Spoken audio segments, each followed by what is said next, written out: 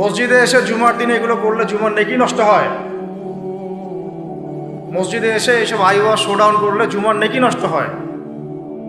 এই জেনারেশনকে কে বুঝাবে যে মোবাইল থেকে দূরে থাকতে হবে? বিনা প্রয়োজনে ফোন ইউজ করবা না, বিনা প্রয়োজনে ফোনে হাতও দিবা না। একটা ছবি তুললে কি হয়? হাজারে আসওয়াদ গুনাহ মাফ হয়। একটা ছবি তুললে কি গুনাহ মাফ হয়? কোনো নেকি হয়? এটা কি পরকালে সুপারিশ করবে? এই মোবাইলের আসক্তির কারণে এই যুব সমাজের চিন্তার ক্ষমতা নষ্ট হয়ে গেছে। বিশ্বাস করেন আমার কথা, আমার কথা বিশ্বাস করেন।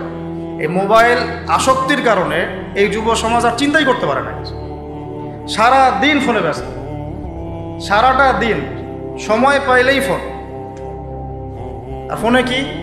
YouTube, Facebook, WhatsApp, Instagram. আমাদের বাপদাদার এই যে ভাইদের বয়সী যারা যারা এখন 40, 45, 50 এজের মধ্যে আছেন, যারা এই দেশ চালায়, সমাজ চালায়, অর্থনীতি চালায়, তাদের চেয়ে এদের চিন্তা শক্তির লেভেল অর্ধেকেরও কম। আমি আপনাদেরকে গ্যারান্টি দিচ্ছি, এখন যদি আরেকটা মুক্তিযুদ্ধ হয়, আল্লাহ না করুক, তাহলে এই তরুণ প্রজন্ম কিচ্ছু করতে পারবে। আপনি আমার কথা বিশ্বাস করেন।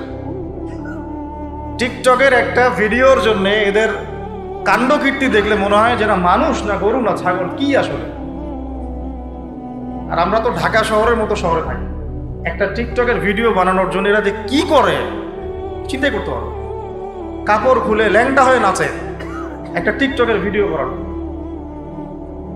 একজন আলেম দিন আসছে, তাকে মানে মোবাইলে বিরক্ত করতে করতে তার লেকচারের টপিকটাই নষ্ট করে। আর আমরা যে ওস্তাদদের কাছে পড়াশোনা করি, আমি জীবনে আমার ওস্তাদকে এটা বলার সাহসই পাই নাই, ওস্তাদ আপনার সাথে কি একটা ছবি তোলা যাবে? আমি আল্লাহর কসম করে বলতেছি, আমি এই পর্যন্ত, আমি যার কথা বলছি তিনি এই উপমহাদেশের অন্যতম একজন শ্রেষ্ঠ মুহাদ্দিস। আমরা তাদের কাছে যাওয়া আসা করি পড়াশোনার জন্য, তিনি জ্ঞান শেখার জন্য। আজ পর্যন্ত আমি কোনোদিন বলতেও পারি নাই যে উস্তাদ আপনার সাথে একটা ছবি তুলতে চাই। বিশ্বাস করেন। কিন্তু এই ওয়াজ মাহফিল, এইটা ওইটা, এইসব জগৎগুলোতে গিয়ে আমরাও নষ্ট হয়ে গেলাম। মানুষের মধ্যে নূর, তাসকিয়া, আদব, মসজিদের আদব কায়দা, ভদ্রতা সব নষ্ট হয়ে গেছে। এবং এর অন্যতম একটা প্রধান কারণ মোবাইল ফোন। আজকের লেকচারের টপিক মোবাইল ফোন না, এই যে কথাগুলো বলতে বাধ্য হলো। যখন আমরা এখন আলোচনা করতেছি, এই সময় কটা বাজে? এখন 12:50। এই সময়ে না জানি কতগুলা মুসলমান এখন শহীদ হয়ে গেল। এই সময় যখন আমরা এখন আলোচনা করতেছি, ঠিক এই সময় না জানি কতগুলা বোন সৈন্যরা তুলে নিয়ে চলে গেল। না জানি কতগুলা বাচ্চার মগজে আবার বোম মারলো, গুলি করলো। এই সময় যখন আমরা কথা বলছি এখন, আর মিডিয়াতে সংখ্যা আসবে খালি 6,000 মরলো, 6,500, 7,000, কোনো ফিলিংসই নাই। মোবাইল ফোনেই আছে, স্ক্রল করে আর দেখে কতজন, ও 10,000 মরছে, তো কি আমি তো আর মরি নাই, আমার দেশেও তো আর হয় নাই। বিশ্বাস করেন, আমরা এখন আর কোনো জায়গায় মানুষের পর্যায়ে করতেছি। মানুষ কাকে বলে? যার আবেগ অনুভূতি আছে, যার ব্যক্তিত্ব গায়রত আছে, যার সম্মানবোধ আছে, রুচিবোধ আছে। মুসলিম উম্মাহ কাকে বলে? যার একটা অংশে আঘাত লাগলে আর এক অংশ ব্যথা পাবে, নাকি ভাই? ভুল বললাম না ঠিক বললাম? একটা মুসলিম উম্মাহ মানে কি? একটা অঙ্গে আঘাত লাগছে, আরেকটা অঙ্গ ব্যথা পাবে। আদতে কি হচ্ছে? প্যারালাইজড। ওই যে বলি না প্যারালাইজড, আমাদের মধ্যে প্যারালাইসিস ঢুকে গেছে। জুমার খুতবার সময় এমনি অল্প 5 মিনিট নষ্ট করলাম, আল্লাহ মাফ করুন।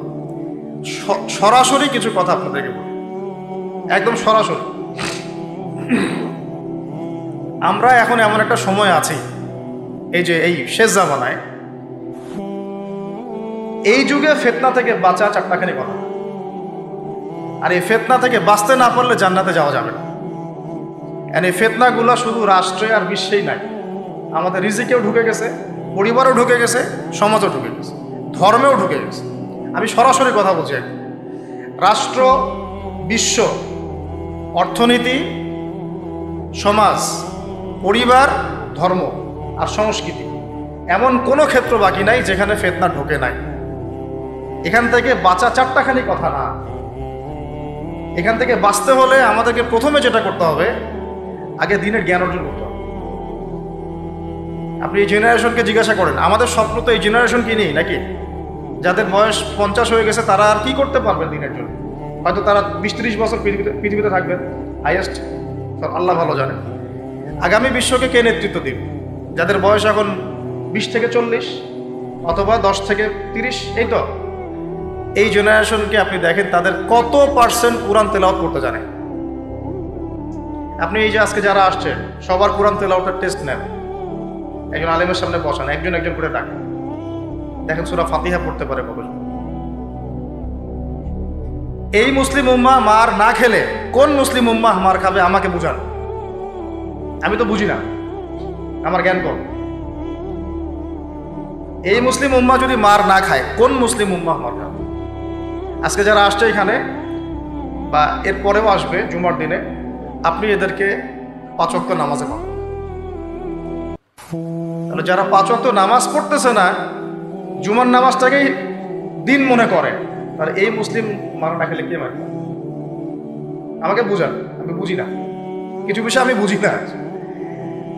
আবার যারা নামাজ পড়ে তাদের আখলাক, ব্যক্তিত্ব, আখলাক, চরিত্র, সুন্নতের জীবনযাপন, আমরা বলি না সুন্নাহ মাফিক জীবনযাপন, রাসূলের সুন্নাহ মাফিক জীবনযাপন, কতজনের মধ্যে চেহারা, আসরতে, পোশাকে, আশাকে, কথাবার্তায় সুন্নত আছে। তো যে জাতি তার নবীর সুন্নত ভুলে যায়, সে জাতি কিভাবে বিশ্ব শাসন করবে আর কেন সে মায়ের খাবে না? আমাকে বোঝান সম্ভব? তাহলে প্রথম নসিহতটা ভাই, পড়াশোনা করতে হবে। আর পড়াশোনা শুরু হবে কোন কিতাব থেকে? তাড়াতাড়ি কোরআন পড়া শুরু করেন, হাতে সময় কম, তাড়াতাড়ি শুরু করেন। প্রত্যেকটা জেলায় জেলায়, গ্রামে গ্রামে, ইউনিয়নে ইউনিয়নে, প্রত্যেকটা জায়গায় মসজিদ, মাদ্রাসা, মক্তব প্রতিষ্ঠা করেন। আছে, নাই তা না, অবশ্যই আছে, এটা আমাদের সৌভাগ্য। প্রত্যেক জেলায় মাদ্রাসা আছে, প্রত্যেক জেলায় মাদ্রাসা আছে, মহিলা মাদ্রাসা আছে, বক্তব্য আছে, আরো অনেক কিছু আছে, দারুল ইলমগুলো আছে। কিন্তু আমরা আমাদের সন্তানদেরকে পাঠাচ্ছি কি না? আমরা আমাদের বাচ্চা কাচ্চাদেরকে পাঠাচ্ছি কি না? আমাদের যুবকরা সেখানে আসে কি না? আপনারা তো ফ্যান্টাসিতে অনলাইনে দিন শিখতে চান। 3টা মাস কোনো আলেমের কাছে বসে কি ক্লাস করেছেন? কখন একটা কিতাব কি পড়েছেন? অনলাইনে একটা ভিডিও দেখে কি শিখবেন? অনলাইনে দিন শিখতে গেলে আপনি এটাই শিখবেন, অমুক যা বললো তমুকের বিরুদ্ধে, আর তমুক যা বললো অমুকের। অনলাইনে এটাই শিখবেন আপনি। আর এটার পিছনে এক শ্রেণীর ইউটিউবার, ফেসবুকারও দায়ী। শুধু সে ব্যক্তি দায়ী তা না, এরাও, মিডিয়াও দায়ী আছে। অমুক যা বললো তমুকের বিরুদ্ধে, আর তমুক যা বললো অমুকের বিরুদ্ধে। মানুষ মজা পায়, ওর কন্টেন্টের ভিউ বেশি হয়, কামাই বেশি, দিনের তো ক্ষতি হয়ে গেল। আম জনগণের মধ্যে ইসলাম সম্পর্কে বিরূপ ধারণা সৃষ্টি হবে। বিশ্বাস করেন, আমি অনেক বড় বড় মহলে মেলামেশা করেছি এবং করেও যাই। আমি ফখর করছি না। অনেক সময় এমপি মন্ত্রীরাও পর্যন্ত ফোন করে কথা বলেন যে আপনি অর্থনীতি সম্পর্কে যা বলছেন এর সাথে আমরা একমত, অন্তত এই জায়গায় একমত, আলহামদুলিল্লাহ, তাও ভালো। আমি বলি পরের বিষয়গুলো পরে বুঝবেন, ওগুলোও বুঝবেন পরে ইনশাআল্লাহ। আমি ফখর করছি না এটা, কিন্তু সাধারণ মানুষের সাথে মিশে আমি কি জানলাম জানেন? সাধারণ মানুষ, আম জনগণ কি মনে করে? বলে যে ভাই আপনি ইসলাম সম্পর্কে সুন্দর কথা বলেন, ভালোই, সবই ঠিক আছে, কিন্তু আপনাদের আলেমদের মধ্যেই তো ঐক্য নেই, আপনি কাদেরকে নিয়ে দিন কেন? আমাকে বলেন, আমি ক্যান্সার দিব কি চাচা? কথা কি ঠিক না ভুল? আপনি বলেন আমি ক্যান্সার দিব। যখন তারা এভাবে আমাকে বলবে আপনি দিনের জন্য কি করবেন, কিভাবে কায়েম করবেন? আপনাদের মধ্যেই তো ঐক্য নাই। আপনাদের এক আলেম আর এক আলেমকে গালি দেয়, আরেকজন আরেকজনের সম্পর্কে গীবত করে, আরেকজন আরেকজনের সম্পর্কে সমালোচনা ধুয়ে রেখে দিচ্ছে, মানে ওয়াশিং মেশিন অনলাইনে ধুয়ে দিবে। আমাকে বলেন কেন মাইর খাবো না?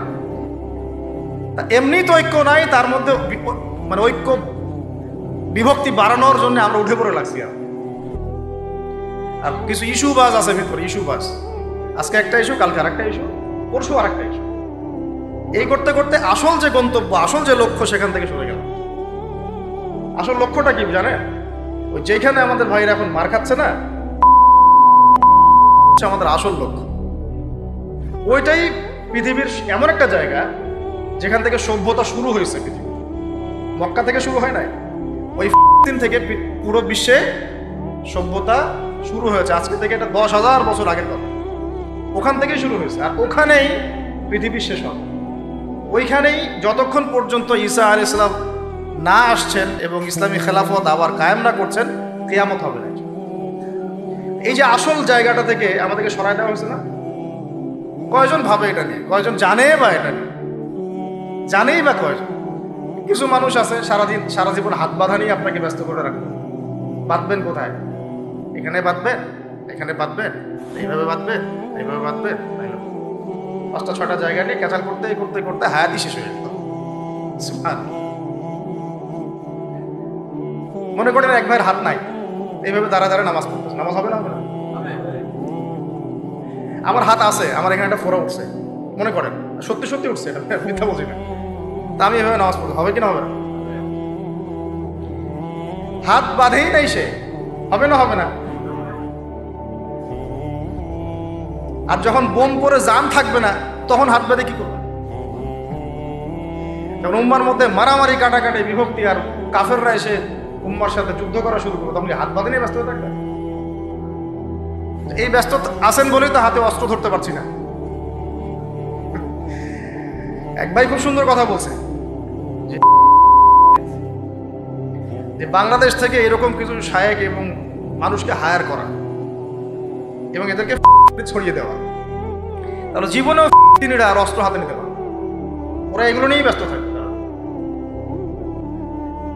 আল্লাহ না করুক, যদি আল্লাহ না করুক, আমরা দোয়া করি, কিন্তু আমরা আশঙ্কা তো করি, আল্লাহ না করুক যদি শান্তিপূর্ণ এই বাংলার মাটিতেও কখনো এরকম পরিস্থিতির সৃষ্টি হয়, আল্লাহ না করুক, দোয়া করি আমরা, তখনও এক শ্রেণীর মানুষ এগুলো নিয়েই ব্যস্ত থাকে। আপনাকে আপনার মূল লক্ষ্যটা থেকে সরায় দেওয়া হচ্ছে। এটা বোঝার জন্য, এই ফিতনাগুলো চেনার জন্য ভাই, সবার আগে দিনের জ্ঞান অর্জনের কোনো বিকল্প নাই। পড়তে রাজি আছি তো ইনশাআল্লাহ? অনলাইনে দিন শিখতে পারবেন না। কিছু ভালো ভালো আলেম আছেন যাদের লেকচার হয়তো শুনতে পারবেন, শুনে আপনি উৎসাহিত হতে পারবেন, বুস্ট আপ হবেন, ইন্সপায়ার্ড হবেন, কিন্তু এটা দিন শেখার কনস্ট্রাকটিভ কোনো প্ল্যাটফর্ম না।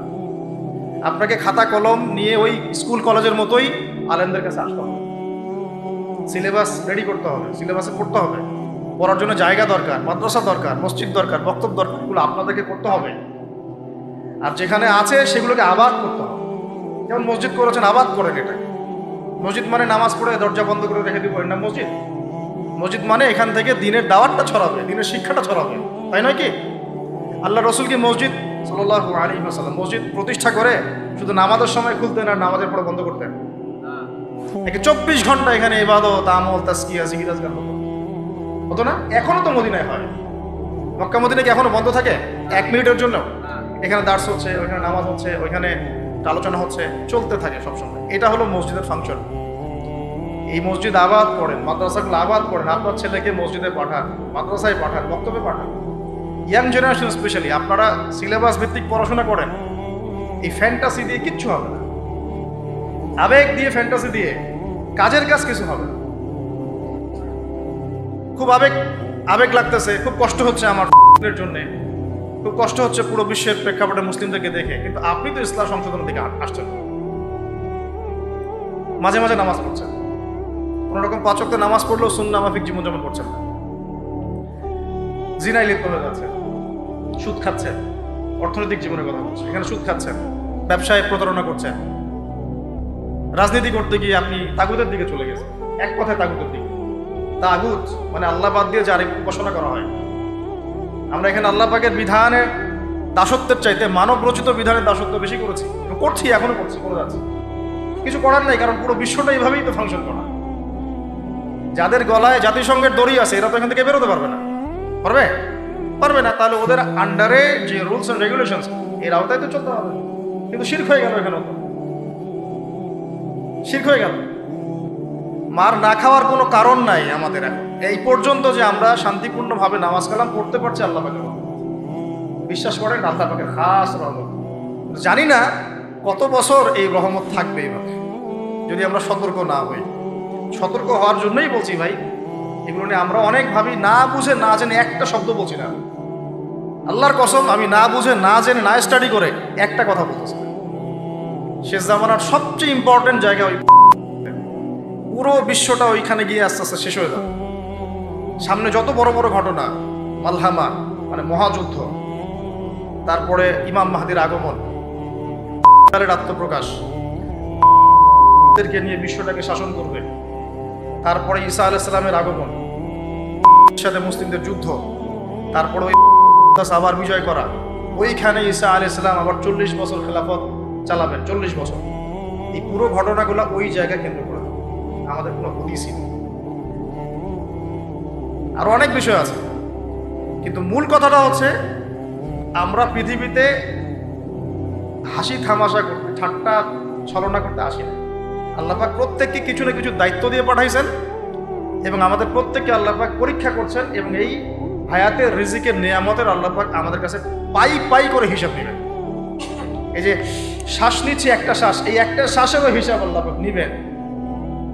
একদিন নবীজি একটা বাগানে ঢুকলেন, তিনি ক্ষুধার্ত, সাথে আবু বকর সিদ্দিক। আবু বকর, তোমার বাসায় কি খাবার আছে? ইয়া রাসূলুল্লাহ, আমার বাসায় খাওয়া নেই। তো চলো। ওমর, রাস্তায় ওমরের সাথে দেখা। ওমর, কি অবস্থা?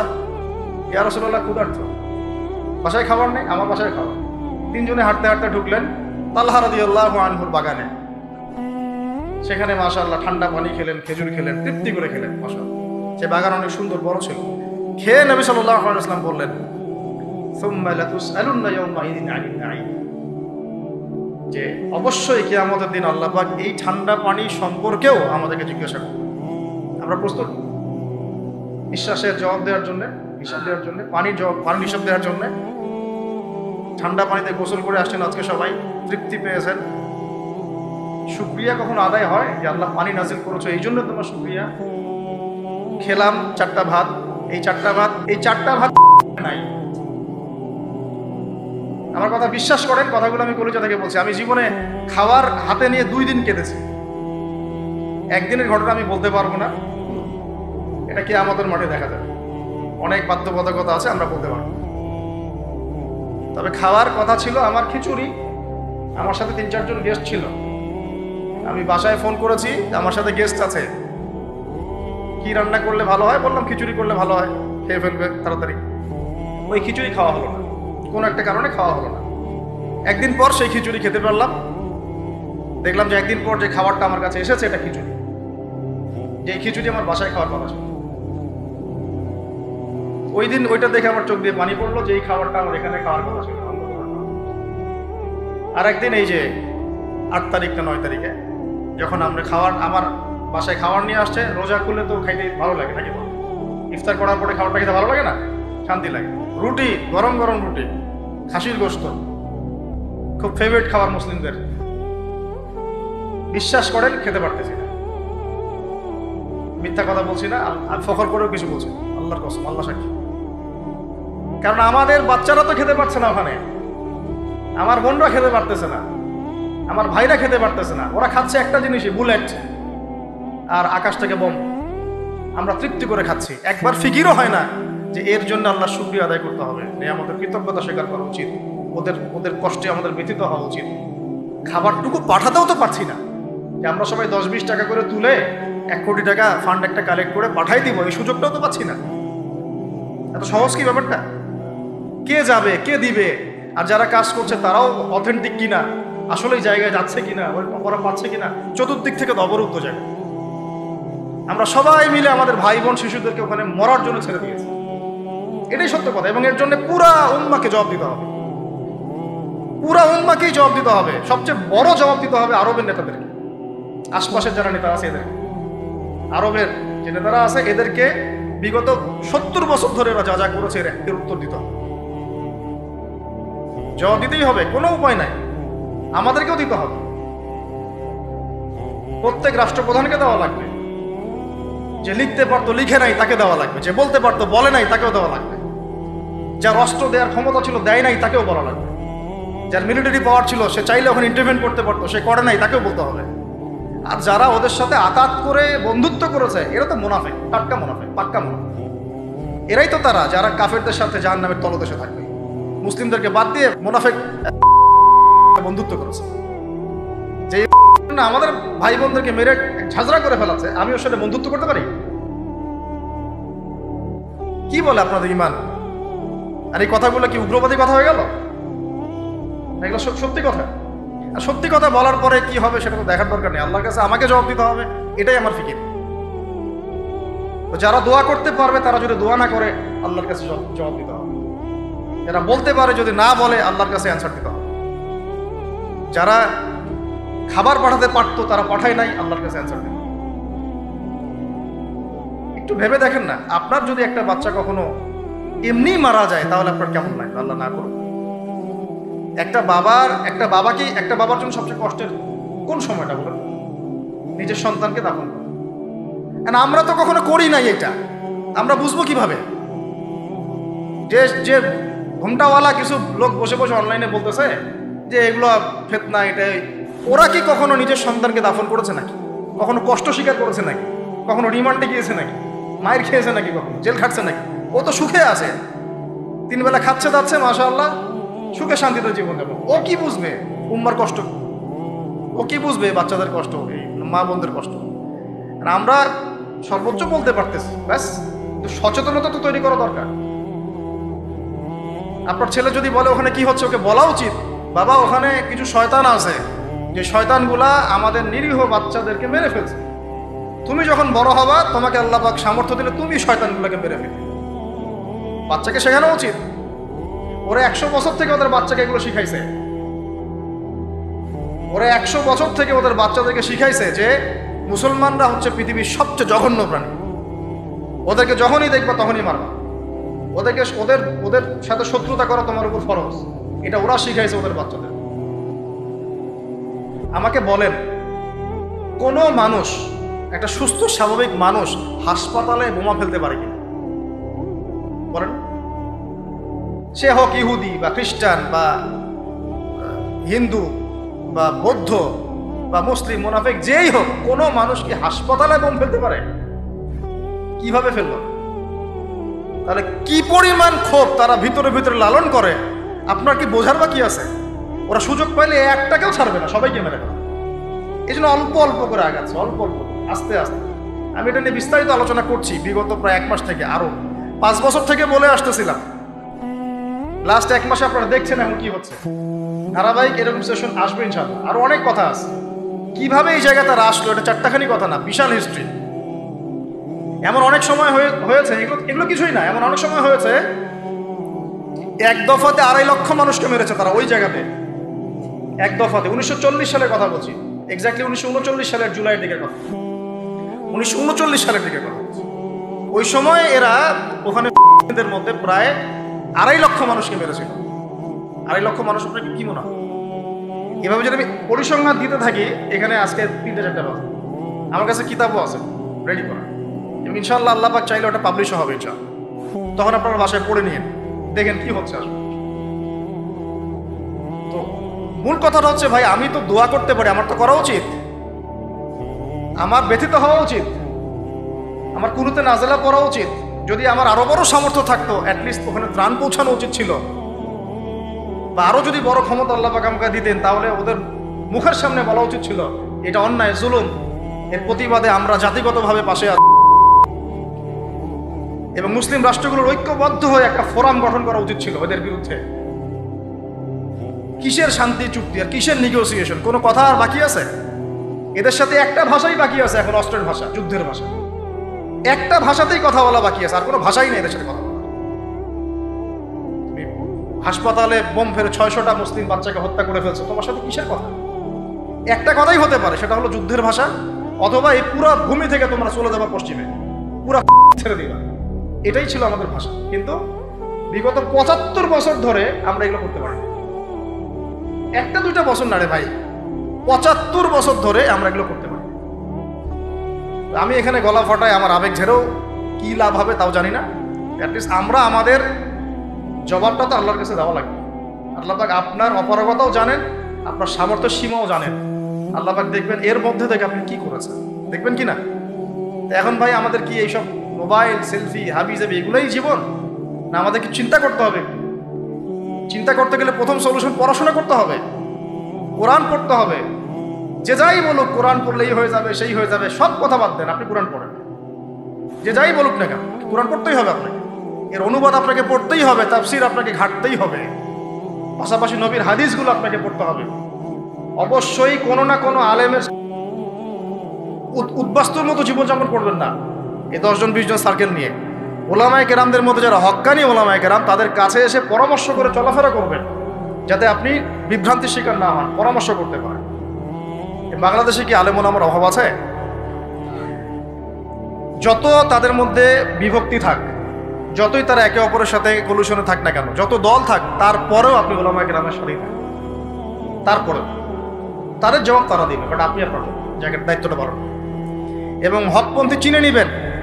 হকপন্থী আর মুনাফেক চেনার সবচেয়ে উপযুক্ত সময় কোনটা সেটাও বলে দিই।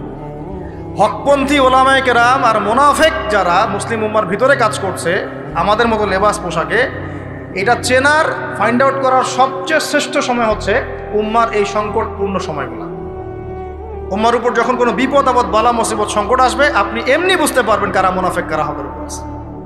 যদি আপনার বিবেক থেকে থাকে, আপনার বুঝ থেকে থাকে। এরপরেও যদি না চিনতে পারেন, অন্ধ, আপনার মতো এক চোখ অন্ধ। এই মাজলুমদের বিপক্ষেও বহু আলেম কথা বলে নাই বাংলাদেশে, বলে নাই। তা আপনাকে আমি আর কিভাবে চিনাবো, কিভাবে চোখে আঙ্গুল দিয়ে চিনাবো যে আসলে কারা হকপন্থী কারা বাতিলপন্থী? এইটুকু তো আপনার দায়িত্ব চেনার। কিভাবে এভাবে তাদের সাথে আপনি নিজের জীবনটা নষ্ট করে ফেলতেছেন? সুবহানাল্লাহ। আল্লাহ পাক আপনাদেরকে হেফাজত করুন, সঠিক পথে রাখুন, ওলামায়ে কেরামের সোহবতে থাকুন, হকপন্থী ওলামায়ে কেরাম।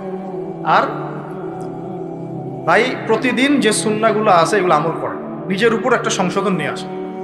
আল্লাহ পাক ততক্ষণ পর্যন্ত আমাদেরকে বিজয় দিবেন না যতক্ষণ না আমরা পরিপূর্ণ ইসলামে প্রবেশ করতেছি। আর পরিপূর্ণ ইসলাম মানে কি শুধু জুমার নামাজ পড়া, শুধু ঈদের নামাজ পড়া? আমাকে বলেন, আপনারা তো জানেন সবকিছু। পরিপূর্ণ ইসলাম মানে কি? 5 ওয়াক্ত নামাজ তো আপনাকে পড়তে হবে। আল্লাহ যদি তৌফিক দেন, সামর্থ্য দেন, তাহাজ্জুদও পড়তে হবে, চেষ্টা করতে হবে, নফল আমল বাড়াই দিতে হবে, জিকির আজগার, তেলাওয়াত, তাসবিহ, তাহলিল বাড়াই দিতে হবে, আল্লাহর কাছে কান্নাকাটি বাড়াইতে হবে, ফিতনা থেকে দূরে আসার চেষ্টা করতে হবে, এই জগতের মোহ ছাড়তে হবে। যতটুকুতে আমার জীবন চলে যায় বাস এতটুকুতেই। আমি এইভাবেও বলতেছি আপনাদেরকে এখন সরাসরি, নিজেদের আপনজনদের মধ্যে, পরিবারের মধ্যে, বংশের মধ্যে কেউ যদি আপনাকে দিনের পথে চলতে বাধা প্রদান করে, ফিতনা সৃষ্টি করে, আপনি তার থেকেও নিজেকে সরায় রাখবেন। দিন আপনার, জীবন আপনার, মানে দিন আমার, জীবন আমার, ইহকাল আমার, পরকাল আমার, জবাব আমার। আমার অন্য কারো দ্বারা প্রভাবিত হয়ে দিন নষ্ট করা যাবে না। যাবে? অনেক সময় হয় না, আমাদের বংশে, পরিবারের কাছের অনেক মানুষ আপনাকে দিনের পথে চলার ক্ষেত্রে প্রতিবন্ধকতা সৃষ্টি করতেছে। আমি বলতেছি না ওদের সাথে আপনি সম্পর্ক নষ্ট করে দেন, কাট অফ হয়ে যান, এটা বলতেছি না। বলতেছি আপনি ইসলামিক দূরত্ব মেনটেন করেন, আপনি নিজেকে নিয়ে থাকেন, আপনি আল্লাহকে নিয়ে থাকেন। এক আল্লাহই আপনার জন্য যথেষ্ট, ইনশাআল্লাহ কাউকে লাগবে না। কেউ যদি না থাকে, এক আল্লাহই আপনার আমার জন্য যথেষ্ট। এটা কি বিশ্বাস করেন কিনা? এই আল্লাহ পাকই আমাদেরকে বাঁচিয়ে রাখছেন, আল্লাহ পাকের হাতেই আমাদের জীবন, আল্লাহ পাকই আমাদেরকে খাওয়ান। আল্লাহ থাকলে কিচ্ছু লাগে না। আর যারা আল্লাহ নাই, সারা দুনিয়া মিলেও তাকে সুখ দিতে পারবে না, তার কিছুই করতে পারবে। এখন আসলে আমাদের সাথে আল্লাহ আছে কি না একটু নিজেরাই বুঝতে পারবো। আসলে আল্লাহ পাকের সাথে আমার সম্পর্ক কেমন? আল্লাহ বলে ডাকলে বা আল্লাহর কাছে দোয়া করলে কি আমার ভিতরে কোনো অনুভূতি আসে কিনা? রাসূল সাল্লাল্লাহু আলাইহি ওয়াসাল্লামের নাম আসলে আমার ভিতরে কোনো অনুভূতি আসে কিনা? বুঝবেন ইনশাআল্লাহ, এটা আপনার আস্তে আস্তে বুঝে যাবেন। তাহলে নিজের তাজকিয়ার দিকে ফোকাস করেন, এবং তাজকিয়া অর্জন করার জন্য অবশ্যই সোহবত লাগে। যারা আত্মশুদ্ধিতে পরিপূর্ণ মানুষ, এই মানুষগুলোর সাথে পরামর্শ করে চলবেন। আর নিজের দিন পালন করেন, দিনটাকে আর বিভক্ত হতে দিবেন। যারাই বিভক্তির দিকে নিয়ে যায় এদেরকে বয়কট করবেন, মিশবেনই না এদের সাথে। বরং আমি বলছি, বাংলাদেশে এমনিই তো শত শত দল হয়ে গেছে। এখন আপনি নিউট্রাল থাকবেন, নিজেকে বায়াসড করবেন না, নিউট্রাল থাকবেন। নিউট্রাল মানে নিরপেক্ষ।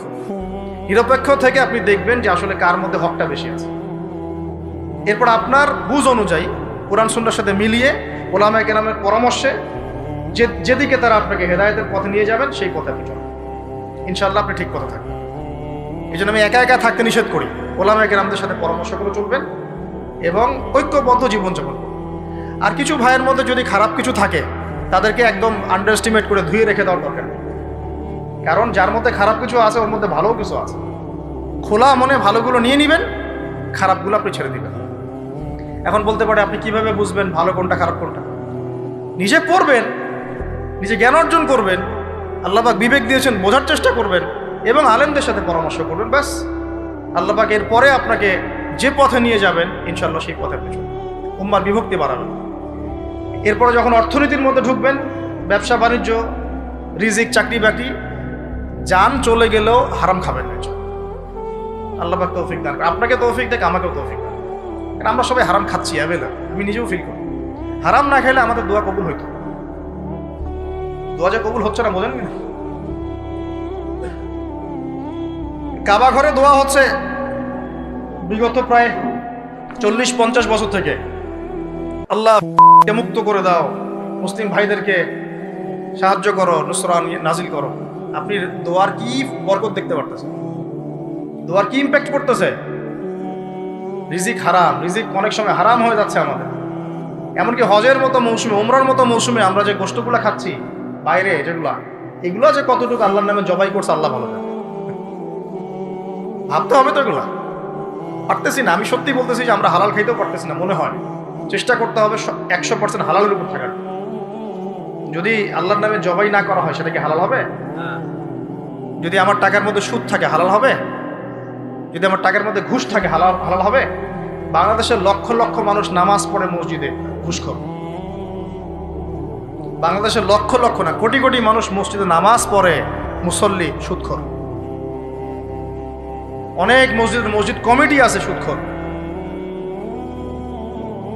ভাই আমার কথা বলতে কোনো ভয়ে কাজ করে না, আর আমি কারো পরোয়া করি না, সত্য কথা বলি, এক আল্লাহ ছাড়া। বাংলাদেশে লক্ষ লক্ষ মানুষ আছে মসজিদে নামাজ পড়ে, সুদখোর, ঘুষখোর, দুর্নীতিবাজ, করাপ্টেড। আমাদের কথা বলছি, দাড়ি টুপিওয়ালা মানুষ, আমরা বহু দাড়ি টুপিওয়ালা মানুষ আছি সমাজে, চলাফেরা করি, আমাদের রিজিক ঠিক নেই, হারাম খাচ্ছি। দোয়া কবুল হবে? আল্লাহ পাক আমাদেরকে হারাম থেকে বাঁচান, হারাম থেকে বাঁচান। এরপর পরিবার যখন গঠন করতে যাবেন, ভুল করে পরিবারে অনইসলামিক কোনো মতাদর্শকে স্থান দিবেন। পরিবারের বউ বাচ্চা যেন পর্দা করে, খেয়াল রাখতে হবে। বিয়ে শাদী করার সময় খেয়াল রাখতে হবে কোন মেয়েটাকে বিয়ে করছে। একটা মেয়ের বাহ্যিক সৌন্দর্য সব কিছু না, 3 মাস 4 মাস খুব মজা লাগবে, তারপর দেখবেন যখন আসল লাইফে আমরা ঢুকে যাই তখন দেখবেন দায়িত্ববোধটাই সবচেয়ে বড় কথা হয়ে দাঁড়ায়। এই রওনাক চলে যাবে, দিনদারিতা না থাকলে এই রওনাক চলে যাবে। মেয়ে দিনদার কিনা এটা দেখবেন সবাই। দিনদার হলে যদি একটু গায়ের রং কালো হয়, বিয়ে করে ফেলেন, বিয়ে করে ফেলেন। বিয়ে তো কঠিন করে ফেলছে সমাজ, জেনা সহজ হয়ে গেছে। মোস্তফা কামাল আতাতুর্ক যখন ক্ষমতায় আসছিল না, আমি সংবিধান চেক করলাম আজকে পড়তে পড়তে এক জায়গায়, ওই সময়কার সংবিধান তুরস্কের। মোস্তফা কামাল আতাতুর্ক যখন 1918 সালের পরে ক্ষমতায় আসছে, ওকে তো ক্ষমতায় বসাইছে ব্রিটেন। এত জানেন হিস্ট্রিটা, আপনারা অনেকে জানেন যারা পড়াশোনা করেন। ওর সংবিধানে লিখেছে যে একাধিক বিয়ে করা হারাম, আর অমুসলিম নারীকে বিয়ে করাও বৈধ। সব উল্টাই দিছে। আমাদের সমাজে এখন ওইরকম চিত্র দেখা যাচ্ছে যে আপনি 17 বছরে বিয়ে করতে পারবেন না, 17 বছরে আপনি জেনা করছেন, আল্লাহ মাফ করুন। বাংলাদেশে 17 বছর বয়সে জেনা করা ছেলে মেয়ের অভাব আছে? আদমশুমারির মতো এই কুমারিত্ব টেস্ট যদি করা হয় ছেলে মেয়েদের, তারপর দেখা তো বিয়েটাকে সহজ করা উচিত। বিয়ের বয়স একটা ফিক্স করা হয়েছে, এর সাথে তো আমরা এখন যুদ্ধ করতে পারবেন? ছেলেদের আচ্ছা ফিক্স করছে বুঝলাম। এখন ওই বয়সটা হয়ে গেলেই আপনার সন্তানের বিয়ের ব্যবস্থা করে ফেলেন এবং এটাকে সহজ করে দেন, এত জটিল করেন না, সহজ করে দেন যাতে করে ওরা জিনা থেকে বেঁচে থাকতে পারে। ভাই বিশ্বাস করেন, বহু দাড়ি টুপিওয়ালা মানুষ, এলেমওয়ালা মানুষ এইসব মিম্বরে দাঁড়ায় হক কথা বলতে পারে না জেনার কারণে। জেনার কারণে এই যে আমরা চলাফেরা করতেছি না, চোখের জেনা তো হচ্ছে অ্যাভেলেবল।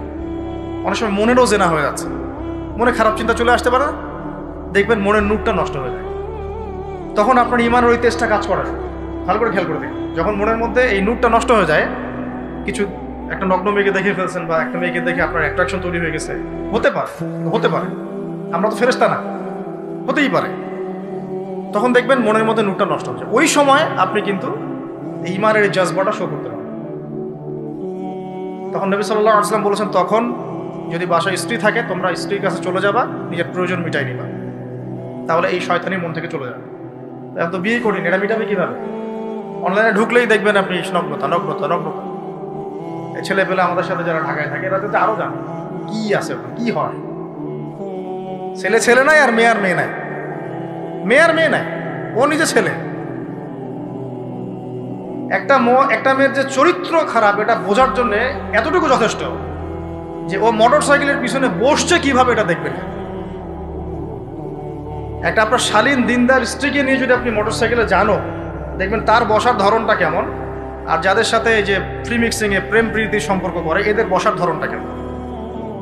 বসাই আপনাকে বলে দেবে কত বড় বেয়াদব, কত বড় আদবহীন বেহায়া একটা মানুষ। আমার কথা ইশারা দিচ্ছি, সত্য বলা যাবে। তো এটাকে সহজ করবেন, এখানে দিনদারিতাকে প্রাধান্য দিবেন, ভুলেও দুনিয়াদারিকে প্রাধান্য দিয়েন না। ও বাপের কয় টাকা আছে, ওর বিয়ে করলে আমি পাবো কি, কত সুন্দর ঐশ্বরিয়া রায়ের মতো কিনা, এগুলো দেখার কথা। এগুলো থাকে না, আস্তে আস্তে চলে যায়, দিনদারিতা থেকে যায়। ইব্রাহিম আলাইহিস সালামের স্ত্রীদের কথা আজকে আমরা স্মরণ করি না? হাজেরা আলাইহিস সালাম, তার ওই সবর, সাফা মারওয়ার সাই, তাওয়াক্কুল আল্লাহর কাছে এত পছন্দ হয়েছিল যে কিয়ামত পর্যন্ত যত মানুষ হজ করবে সাই না করলে হজ হবে না। ঠিক আছে, উনার ওই হাঁটা দৌড়াদৌড়ি আল্লাহর কাছে এত পছন্দ হয়েছে।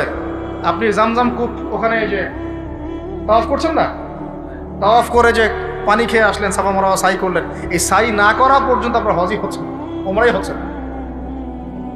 একজন দিনদার মেয়ের দিনদারিতা আল্লাহর কাছে কিভাবে কবুল হয়ে থাকে? আমাদের মেয়েদেরকে বুঝান, বাসায় গিয়ে বোনদেরকে বুঝান, মাদেরকে বুঝান, স্ত্রীদেরকে বুঝান, তাদেরকেও একটা উদ্দেশ্যে আল্লাহ পাক সৃষ্টি করেছেন। কি উদ্দেশ্য? তারা যেন ইসমাইলের মতো প্রজন্ম জন্ম দিতে পারে। তাদেরকে সিরিয়াল দেখার জন্য পাঠানো হয় না, তাদেরকে রং তামাশা করার জন্য আর স্নো পাউডার মেখে বাইরে ঘোরার জন্য পাঠানো হয় না। এবং এটাকে কন্ট্রোল তো আমাদেরকে করতে হবে। এই যে বললাম, কন্ট্রোল করতে গিয়ে যদি দেখেন পারতেছেন না, আপনার দ্বারা হচ্ছে না, তখন কি প্রয়োজনে ডিসকানেক্টেড হয়ে যাবে, প্রয়োজনে ডিসকানেক্টেড হয়ে যাবেন, তাও নিজের দিনকে ক্ষতিগ্রস্ত হতে দিবেন।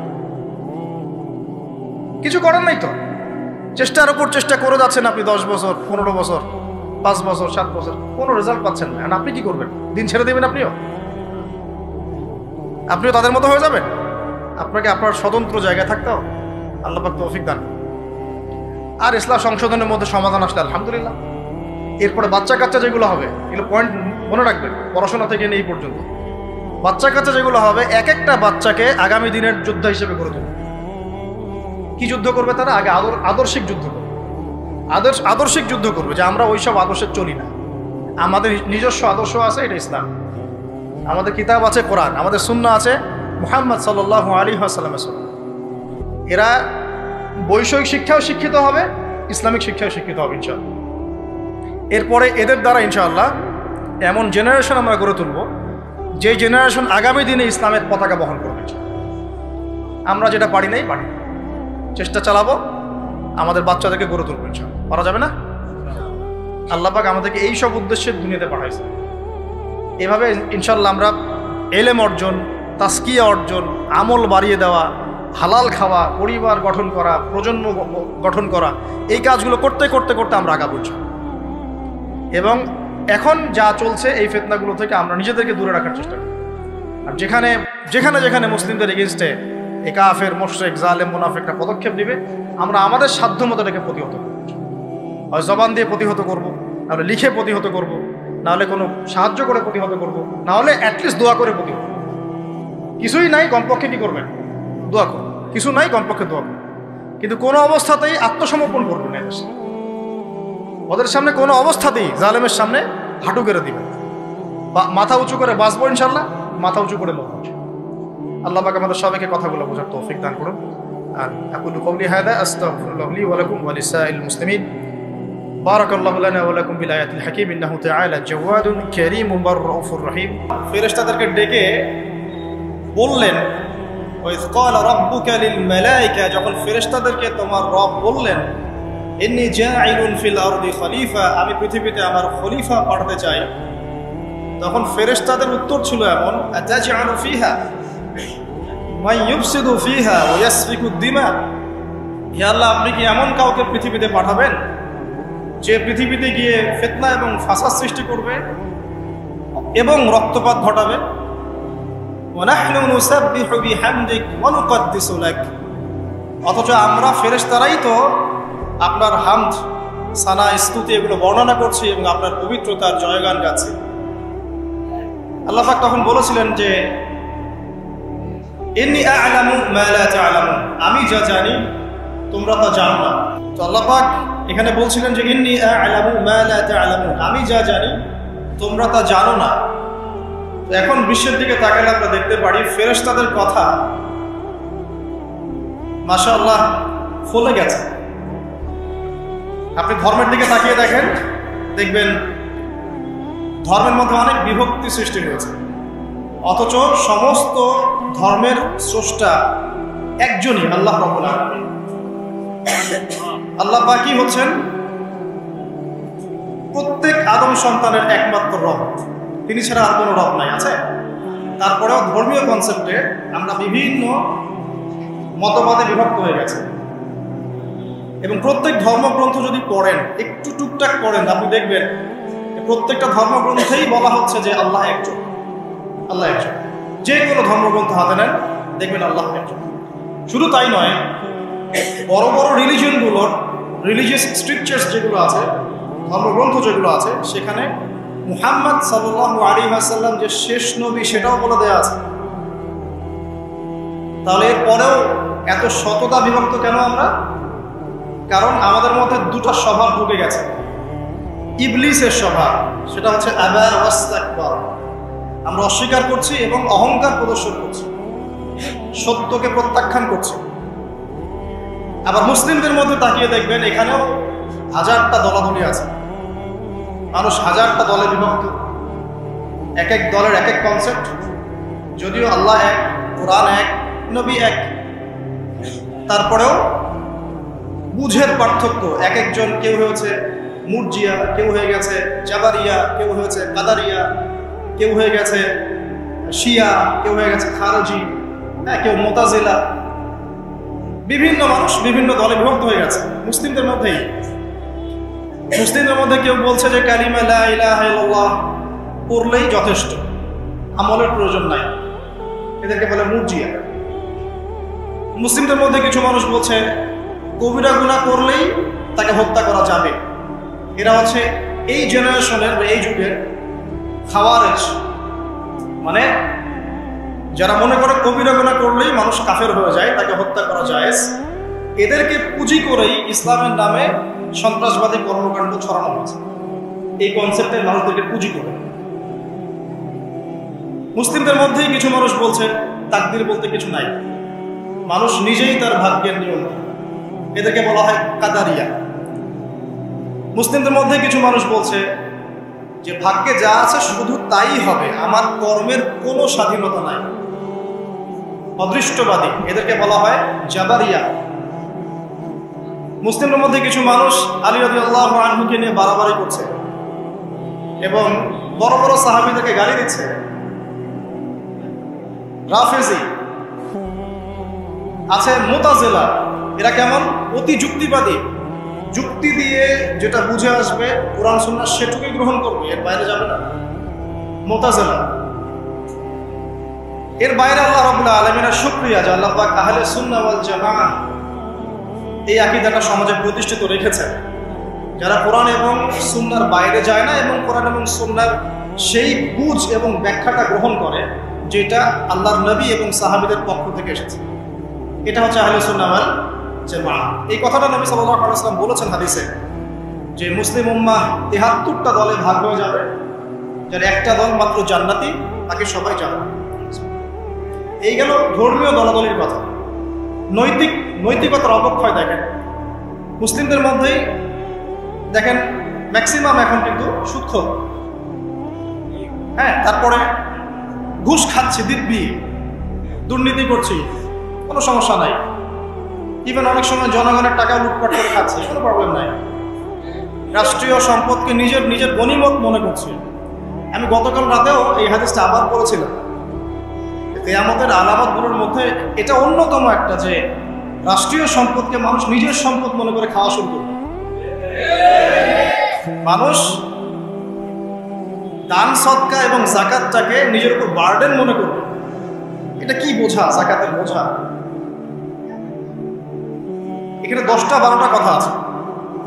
মানুষ খামর মানে মদ, মাআজিফ মানে বাদ্যযন্ত্র, তারপরে জুয়া, তারপরে জিনা, এগুলোকে মানুষ হালাল মনে করবে।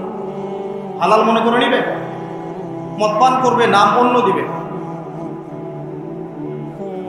আমানতদার ব্যক্তি হয়ে যাবে খেয়ারতকারী, আর প্রত্যেক খেয়ারতকার ব্যক্তিকে মানুষ মনে করবে আমানতদার।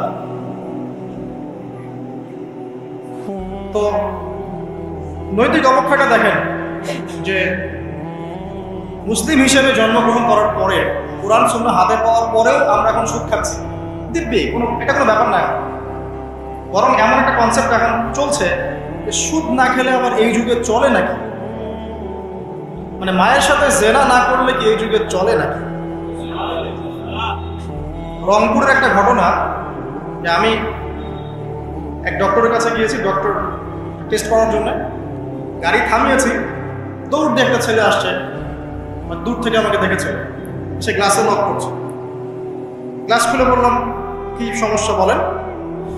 বলছে, হুজুর জাস্ট আপনাকে দেখে দৌড়ে আসছি একটা খালি মাসআলা জানার জন্যে, যে একটা ঘটনা ঘটেছে আমাদের এলাকায়, এটার সলিউশন কি হবে। অনেককে জিজ্ঞাসা করেছে, অনেক রকম কথা বলেছে, আপনার মন্তব্য জানতে আমি দৌড় দিয়ে এসেছি। কি ঘটনা ভাই? তো বলছে যে আমাদের এলাকায় একজন ছেলে, মাদকাসক্ত ছেলে, মানে এডিক্টেড, ড্রাগ এডিক্টেড, সে তার নিজের মায়ের সাথে জেনা করে ফেলেছে। এটা শোনার পরে আমি আসলে কি অ্যান্সার দিব, আমি প্রায় 2 মিনিট চুপ করে বসে আছি। আচ্ছা বলবেন কি বলবেন? এই ছেলের এখন করণীয় কি এটা জানতে আসছে, কি করবে এখন সে? 2 মিনিট চুপ করে থাকার পরে আমি একটা কথাই বললাম, যে আল্লাহর কাছে খালেস ভাবে তওবা করতে পারে, এর চেয়ে বেশি কিছু না। তো ঘটনাটাকে আপনাদের কাছে কত বিব্রত বোধ হচ্ছে না? অরুচিকর মনে হচ্ছে, খারাপ মনে হচ্ছে, কিন্তু আমরা এখন দিব্যি সুদ খাচ্ছি, মায়ের সাথে জেনা করছি। খারাপ লাগছে না, বরং যুক্তি দিচ্ছি এগুলো না করলে কি যুগে চলে। মহিলাদের অবস্থা দেখেন, গ্রামে গঞ্জে সব সুদী এনজিও ছড়িয়ে পড়েছে, এবং তারা সদস্য, জমি জমা, ভিটের মাটি, গরু ছাগল সব খোয়াচ্ছে, তারপরেও খেতে হবে। কারণ ওই যে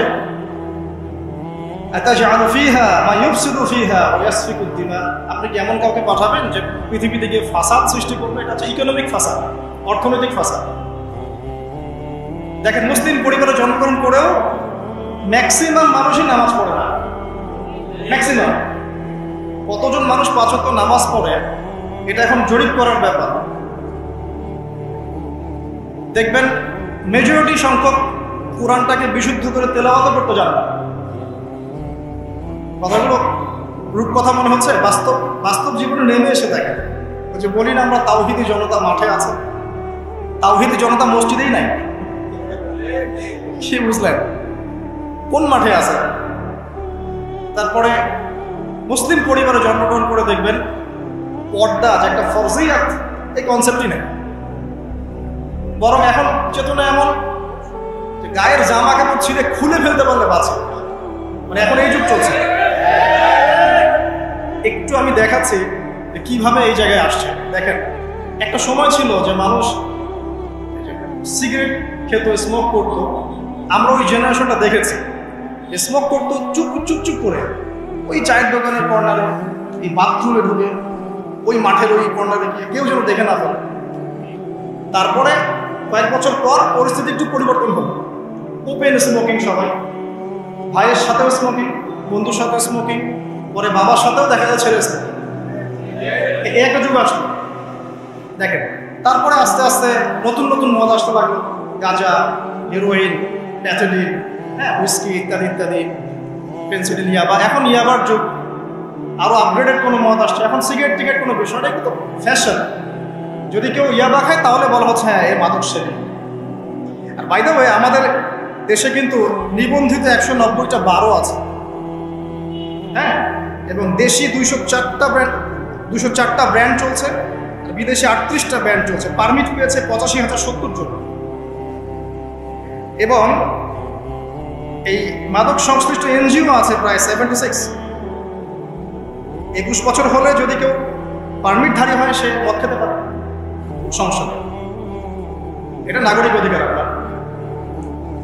আবার আশ্চর্যের ব্যাপার এটাও যে এগুলো খুলে উন্মুক্ত করার পরেও আবার মাদক নিরাময় কেন্দ্রও আছে 7টা।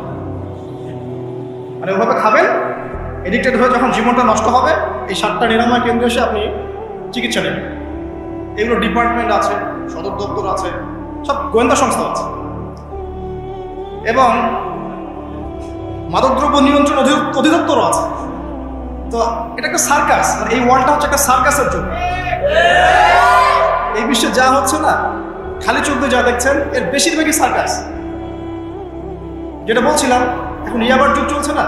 একটা সময় ছিল যখন ছেলে মেয়ে যদি অ্যাফেয়ার করতো লুকিয়ে লুকিয়ে, চিঠি দিয়ে, কেউ যেন না জানে, তাই না?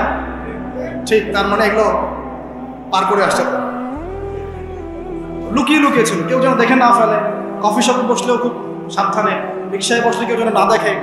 তারপরে একটা যুগ আসলো যে জানলে কোনো সমস্যা, বাসায় ওপেন, আমার গার্লফ্রেন্ড, ও আমার গার্লফ্রেন্ড, ও আমার বয়ফ্রেন্ড, আমরা বিয়ে করবো, আমরা প্রতিশ্রুতি দিয়েছি একে অপর, নো প্রবলেম। তারপর একটা যুগ আসলো যে যেহেতু প্রেম করছি, বিয়েই তো করতে যাচ্ছি, তো সেক্স করলে সমস্যা নেই, তখন আবার সেক্সুয়াল অ্যাক্টিভিটি শুরু। মেয়েরা যদি বাইরে বের হতো, তাহলে যদি কোনো মেয়ের শর্ট কামিজ থাকতো বা আটো পোশাক থাকতো, সে গিল্টি ফিল করতো যে সবাই আমার দিকে তাকাচ্ছে, কেমন লাগছে। আর বেশিরভাগ মানুষ এমনটা করতো না, ওই কয়েকজন করতো।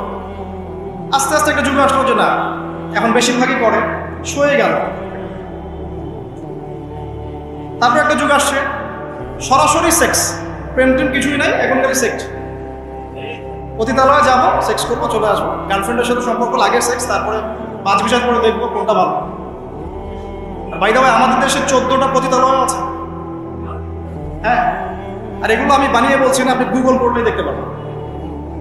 তারপর একটা যুগ আসছে এখন যে হিজাব তো সরিয়েছি, তারপর আস্তে আস্তে ড্রেসটা একটু ছোট হলো, তারপর একটু টাইট ফিটিং, ঠিক আছে, একটু শর্ট করতে করতে এখন রেভলিউশন আসছে, এটাও খুলে ফেলে দিতে। আমি আপনাকে বলে দিই হাদিস থেকে, এরপর কি হবে? ওই যে গোপনে গোপনে জেনা এবং এই যে অল্প অল্প অশ্লীলতার যুগটা থেকে যখন প্রকাশ্যে জেনা আর অশ্লীলতার সয়লাভের যুগটা আসছে এখন, এরপরে হবে কি, মানুষ রাস্তাঘাটেই জেনা করবে। রাস্তাঘাটে এইখানে কেউ সেক্স করতেছে, ওইখানে কেউ সেক্স করতেছে, ওইখানে দেখবেন, এইখানে দেখবেন। বিশ্বাস হচ্ছে না?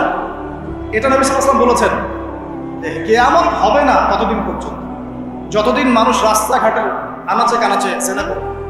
তখনকার সবচেয়ে ভালো মানুষ যে হবে, সে কে জানেন? যে গিয়ে ওদেরকে বলবে যে কাজটা এখানে করছো, একটু দেয়ালের পিছনে যে করতে পারতে না, এ হবে সবচেয়ে ভালো মানুষ। হাদিসে এমন ভাষা এসেছে। যুগ কিন্তু হঠাৎ করেই এরকম ফাসাদপূর্ণ হয় নাই, আস্তে আস্তে আস্তে আস্তে দেখেন, প্রথমে মাদক গোপনে, দেন প্রকাশ্যে, তারপর একটা ফ্যাশন হয়ে গেল, সবাই খাচ্ছে, কে কি করবে। প্রথমে পর্দা সবাই করতো মোটামুটি, 100 বছর আগের যুগে যান দেখবেন ম্যাক্সিমাম পর্দা। তারপরে আস্তে আস্তে রেভলিউশন, ফ্যামিনিস্ট রেভলিউশন, কাপড় ছোট হতে হতে হতে এখন বিকিনি যুগ আসতেছে, সবাই বিকিনি পরে বলবে। কে এগুলোর বলার আছে? আমার পোশাক আমি বলবো, আপনার বলার কি অধিকার আছে? আমার দেহ আমার সিদ্ধান্ত, আমার দেহ আমার সিদ্ধান্ত। এরপরে আসবে ওই যুগটা যখন মানুষ রাস্তাঘাটে জেনা করবে, আর আল্লাহ রাব্বুল আলামিন বলেছেন তার রাসূলের মাধ্যমে, ওদের সামনে কিয়ামত হবে ইনশাআল্লাহ। মানুষ এইভাবে ফাসাদে জড়িয়েছে। মুসলিম পরিবারে জন্মগ্রহণ করার পরেও এই জিনিসগুলো অমুসলিমরা করুক, খ্রিস্টানরা করুক, বৌদ্ধরা করুক, ইহুদিরা করুক, আমাদের কিচ্ছু যায় আসে না। ওরা সারা দেশ সভ্যতা একাকার করে ফেলাক, আমাদের কিচ্ছু যায় আসে না। মুসলিম পরিবারে জন্মগ্রহণ করার পরে একটা মুসলিম ছেলে, মুসলিম মেয়ে কিভাবে দেখবে? মুসলিম পরিবারে জন্ম নিয়েছে, নামাজ নাই, কোরআন তেলাওয়াত নাই, আল্লাহর তো জিকিরের কোনো খবরই নাই। তারপরে দিব্যি সুদ খাচ্ছে, ঘুষ খাচ্ছে, এটা ফ্যাশন। দুর্নীতি এটা কমন, সবাই করে, আমি একটু বললে সমস্যা কোথায়? সবার ভিতরে একটা মানে আত্মিক দুর্নীতি, মানে আমাদের আত্মাটাই দুর্নীতিগ্রস্ত হয়ে গেছে। যখন একটা মানুষের আত্মা দুর্নীতিগ্রস্ত হয়ে যাবে তখন তার কাজগুলো হবে এরকম। একজন রাইটারের বই পড়ছিলাম, তিনি লিখেছেন যে এখন চলমান যে সময়টুকু চলছে এটা কিন্তু অনেক আগের বই, ওই সময়ের কথা তিনি বলছেন যে এখন যে চলমান সময় চলছে এই যুগে যদি আত্মাটাকে দেহের রূপ দেয়া যায় আর দেহটাকে আত্মার রূপ দেয়া যায় তাহলে দুর্গন্ধে কোনো মানুষ আমার কাছে আসবে না। আমি বুঝাতে পারিনি মনে হয়। আমাদের সুন্দর দেহটাকে যদি আত্মা বানিয়ে দেওয়া হয় আর আমাদের কুৎসিত আত্মাটাকে যদি দেহ বানিয়ে দেওয়া হয়, এত বিভৎস দেখাবে, সামনে কেউ যাবে না। তো যেটা বলছিলাম, ধর্ম মুসলিমদের মধ্যেই ফাসাদ চলছে, ইকোনমিক সেক্টরে ফাসাদ, রিবা, দুর্নীতি, সুদ, ঘুষ, কমনে সবাই করছে। মুহাম্মদ সাল্লাল্লাহু আলাইহি ওয়াসাল্লামের উম্মত কিন্তু আমরা কিন্তু আল্লাহর সেই বান্দা যাদের পিতাকে আল্লাহ পাক ফেরেশতাদের সামনে সিজদা করিয়েছেন জ্ঞানের কারণে। সমাজের ক্ষেত্রে যান, দেখবেন সমাজের কাঠামোগুলো ভেঙে পড়ছে। প্রতিবেশী কে থাকে সেটাও মানুষ এখন জানে না যে আমার পাশে পাশে আছেটা কে। একজন আরেকজনের উপকার করা, কাউকে ছাড় দেয়া দিন দিন কমে যাচ্ছে। দেখবেন কারো উপকার করা এটাকে মানুষ বিরক্তি মনে করছে। রাস্তাঘাটে চলবেন, কেউ ছাড় দিতে রাজি না। যে আপনার আগে যেতে পারবে সে সফল, ভাবখানা কেউ ছাড় দিতে রাজি। রাস্তার নিচু থেকে উঁচু শ্রেণী পর্যন্ত কেউ অন্যের স্বার্থে নিজের স্বার্থ বিসর্জন দিব, ছাড় দিব, এটা চিন্তা করা যাচ্ছে না। সমাজের কাঠামো কিন্তু ভেঙে গেছে। রাস্তাঘাটে দেখবেন বেপরদামি, প্রিমিক্সিং, জেনা, অশ্লীল মুভিজ। সমাজের কাঠামো বলে কিছু নাই এখন, যা আছে একটা খোলস, ভিতর থেকে এটা পুরো পচে গেছে। পচলো কার কারণে? আমার কারণেই তো, আমার আপনার কারণেই পচেছে। কিভাবে হচ্ছে আমি সেদিকে যাচ্ছি। পলিটিক্সে যান, গ্লোবাল অ্যাফেয়ার্সে যান, ফাসাদ আর ফাসাদ। বিশ্ব নিয়ন্ত্রণদের এখন একটাই কাজ, যুদ্ধ বাঁধিয়ে দেওয়া আর অস্ত্র বিক্রি করা। কারণ কার মাঝে যুদ্ধ বাঁধাবে আর কোথায় কোথাও অস্ত্র বিক্রি করবে, এটাই টেন্ডেন্সি, কিচ্ছু না। মানুষের জীবনে কোনো মূল্য নেই। একটা বোমে যে ইয়েমেনের হাজার হাজার শিশু মারা যাচ্ছে, কোনো ফিলিংসই নেই। বাচ্চাগুলো মরে গেল, কি হয়েছে? মনে পিঁপড়া দোলে দিলে যেমন মানুষের কোনো ফিলিংস থাকে না, মানুষের জীবনের মূল্য এমন হয়ে গেছে। নবী সাল্লাল্লাহু আলাইহি ওয়াসাল্লাম এটা বলেছিলেন, শেষ জামানে হারাজ বেড়ে যাবে। হারাজ মানে হত্যা। কাতেল যে হত্যাকারী সে জানবে না লিমা কাতালা, কি জন্য সে হত্যা করলো। মাকতুল সে জানবে না যে লিমা কুতিল, কি জন্য তাকে হত্যা করা হলো। আর নিয়ন্ত্রণ শক্তি যারা বেশি, সমস্ত বিশ্বটাকে ওদের দাসত্বের মধ্যে আনতে চায়। আর এই দাসত্বের পথে একমাত্র বাধা হচ্ছে মুসলিমরা, বাকিরা তো আর বাধা না। এই কারণে মুসলিম সমাজের মধ্যে একটু বেশি বেশি ছড়িয়ে দেওয়া হচ্ছে পণ, জিনা, মাদক, এটা সেটা, যাতে করে মুসলিমদের আধ্যাত্মিক যে শক্তিটা এটা না থাকে। যখন আপনার কাছে আধ্যাত্মিক কোনো শক্তি থাকবে না তখন আপনি পরাজিত। তো সুদ ছড়িয়ে দিচ্ছে সারা ওয়ার্ল্ডে। সুদ কি আর বাংলাদেশ থেকে এসেছে? সুদ পশ্চিম থেকে আসছে। পর্নোগ্রাফি কি বাংলাদেশ থেকে আসছে? পশ্চিম থেকে আসছে। পৃথিবীর প্রথম পর্ন যে মুভি এটা তৈরি করেছে ব্রিটেন, সরি আমেরিকা। 7 মিনিটের ক্লিপস, ক্যালিফোর্নিয়া শুট করা হয়েছে। এবং তারপর আস্তে আস্তে সারা ওয়ার্ল্ডে ছড়িয়ে দেওয়া। সারা বিশ্বে এই পর্নের বিজনেস হয় $97 বিলিয়ন প্রতি বছর, যার মধ্যে $12 বিলিয়ন প্রফিট করে আমেরিকা। খোলামেলা কথা, এটা ইন্ডাস্ট্রি একটা। এটা দিয়ে মুসলিম যুবকদের নৈতিক চরিত্রটাকে শেষ করে ফেলা হচ্ছে। আমাকে খুব ভালো মনে হচ্ছে, আপনাকে খুব ভালো মনে হচ্ছে, অমুক হুজুরকে খুব ভালো মনে হচ্ছে। চোখে এসব পড়ে নাই এমন একটা মানুষ খুঁজে পাওয়া যাবে না এই যুগে, এটা আমার বক্তব্য। ইল্লা মাশাআল্লাহ, ইল্লা মাশাআল্লাহ, যদি এমন কেউ থেকে থাকেন যে এইসব মানে কি বলবো ইন্টারনেট সেকশনের সাথে কোনো সম্পর্কই নাই, তার ব্যাপারটা হয়তো ভিন্ন। বাকি সবার চোখে এগুলো পড়ছে, এটা কমন। এবং এগুলো কিন্তু দিন দিন গ্রামে বাড়ছে বেশি। কারণ কি, শহরের মানুষ এগুলো দেখতে একটু অভ্যস্ত যে মেয়েরা এমনি হাঁটে, অমনি হাঁটে, এরকমই ড্রেস পরে। আর গ্রামে তো এইসব কম ছিল। যখন গ্রামে এই পর্ন চলে গেছে তখন গ্রামের যুবককে আর কে ঠেকায়। এখন সে প্রতিদিন দেখা যাচ্ছে গ্রামে গঞ্জে ধর্ষণ বাড়ছে। মেয়ে ওর কাছে একটা ভোগের বস্তু, ওষুধ।